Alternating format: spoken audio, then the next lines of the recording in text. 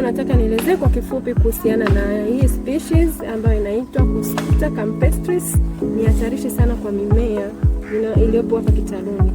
Inasambazwa kwa njia mbalimbali. Inasambazwa kwa njia ya maji. Inaweza kutoka katika vyanzo vyetu vya maji kama mto tunapoenda kuchota maji. Unakuta baadhi imedondoshwa huko kwenda kuchota na keni ukija kumwagilizia na imetoka sehemu moja kuhamia kwenye mimea yetu. Aina nyingine tu ya nje ambayo inaweza kusambazwa hii Cuscuta ni kwa njia ya ndege. Ndege anakuja wakati akiruka anadondosha species hii, inadondokea katika mmea na inaendelea kukua. Mmea huu wa Cuscuta unakuwa ni tegemezi sana kwa mmea mwingine kutegemea kupata chakula, kwa sababu ukiangalia wenyewe hauna green pigment.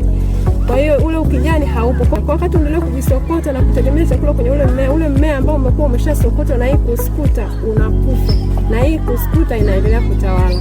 Hatua ambazo tunatumia katika kutokomeza hii Cuscuta, tunachukua mmea ambao umebe affected, tunaitenga pembeni. Baada ya hapo tunaanza kuichambua moja moja, tunaitoa. Baada ya hapo tunarudisha ile mimea yetu, na hii Cuscuta tunaichukua tunaenda kuitupa mbali, au ikiwezekana tunachimba shimo tunaweka. Baada ya muda tunazichoma na kuziteketeza.